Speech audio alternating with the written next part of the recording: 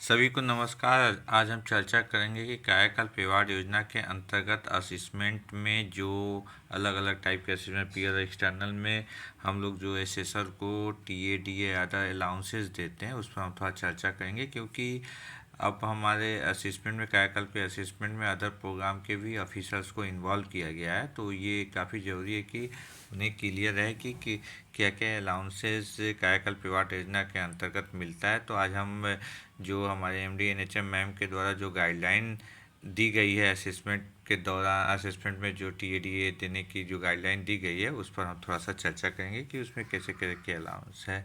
पहले तो कायाकल्प में 3 टाइप के असेसमेंट होते हैं: इंटरनल असेसमेंट, पीयर असेसमेंट और एक्सटर्नल असेसमेंट। तो इंटरनल असेसमेंट तो फैसिलिटी के द्वारा किया जाता है, तो इसमें किसी प्रकार के अलाउंस नहीं होता है और फैसिलिटी के द्वारा किया जाता है। फिर उसके बाद आता है पीयर असेसमेंट। पीयर असेसमेंट में हम अगर चर्चा करेंगे तो डिस्ट्रिक्ट लेवल हॉस्पिटल में 1 डेज का असेसमेंट होता है। एसएसएल 2 होते हैं, डीए पर एसएसएल 1000 होता है, टीए पर एसएसएल आपका 3000 होता है और टोटल इस तरह से 8000 होते हैं। फिर अगर हम सीएससी लेवल की बात करें तो ये भी 1 डेज का होता है। एसएसएल 2 होते हैं, डीए पर एसएसएल 1000 होता है, टीए पर एसएसएल 3000 होता है, टोटल अमाउंट 8000 अलाउ है। फिर अगर हम पीएससी यूपीएससी आम एससी की बात करते हैं तो ये 1 डेज का असेसमेंट होता है, पीयर असेसमेंट, और एसएसएल भी 1 होते हैं। डीए पर एसएसएल 1000 होता है, टीए आपका 4000 होता है, टोटल आपका 5000 अलाउ है। लेकिन इसमें एक चीज़ ध्यान देना है कि जो हमारा टीए टीए 3000 4000 है तो ये मैक्सिमम कैप है। ये के दूरी के अनुसार एक्चुअल बिल पर ही इसका पेमेंट किया जाता है। डीए तो फिक्स है, डीए तो उतना मिलेगा, लेकिन टीए पर थोड़ा सा ध्यान देना होगा कि जो जितनी किलोमीटर की दूरी पर लगाई गई है तो उसका वर्किंग स्टेशन से और फैसिलिटी की दूरी, तो उस किलोमीटर के हिसाब से ही बिल लगाएंगे ताकि उनका रिवर्समेंट में कोई दिक्कत परेशानी ना हो। फिर हम चर्चा करते हैं एक्सटर्नल असिस्मेंट में। External assessment district level hospital में 1 डेज का असिस्मेंट होता है। एसेसर 3 होते हैं, डीए पर एसेसर 2000 होता है, टीए पर एसेसर 2000 होता है। 1 डे का असिस्मेंट होता है, लेकिन टीए 2 डेज का मिलता है चूँकि आने जाने में समय लगता है। लॉजिंग आपका 4000 है 1 डे का, लेकिन ये 2 डेज का अलाउ है। अगर मान लीजिए एक रात पहले आते हैं तो 2 डेज के हैं। कंटीजेंसी आपका 2000 है, टोटल 44000 है। इसी तरह से अगर हम सीएससी को देखते हैं तो सीएससी का भी असेसमेंट 1 डे का होता है। एसेसर इसमें 2 होते हैं, डीए पर एसेसर 2000 अलाउ है, टीए पर एसेसर 2500 है।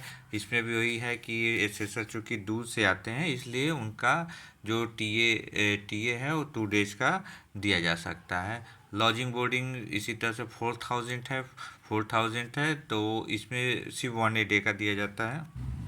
इस तरह से सीएससी में लॉजिंग बोर्डिंग 1 डेज का अलाउ है, लेकिन टीए 2 डेज के लिए अलाउ है। कंटीजेंसी 1000 है, टोटल सीएससी में 34,000 एमडी एनएचएमएम द्वारा अलाउ किया गया है। अगर हम पीएससी अर्बन पीएससी आम एससी की बात करें तो नियम एक ही है, 1 डेज का असेसमेंट होता है। एसेसर इसमें 2 होते हैं, डीए पर एसेसर 2000 है, टीए पर एसेसर 2000 है। इसमें लॉजिंग बोर्डिंग अलाउंस नहीं है, कंटीजेंसी भी नहीं है, चूँकि इसमें जो एसेसर होते हैं वो नज़दीक के ही लगाए जाते हैं। तो इस तरह से हम देखते हैं कि इस तरह से हम जो भी पीयर और एक्सटर्नल में जो भी अलाउंस है उसका एक डिटेल है। इसके साथ साथ में गाइडलाइन का स्क्रीनशॉट भी इस वीडियो के साथ लगाया हुआ हूँ, आप उससे भी एक बार वेरीफाई कर सकते हैं। तो इस तरह से हम जो भी असिस्मेंट लगाते हैं, हम जो भी एसेसर हमारे नए एसेसर बने उनको हमको एक्सप्लेन करने में काफ़ी इजी हो जाएगा, प्लस रिवर्समेंट में भी काफ़ी इजी हो जाएगा। गाइडलाइन की भी बुक इसमें लगाई गई, गाइडलाइन की भी स्क्रीनशॉट इसमें लगाया गया। Thank you so much.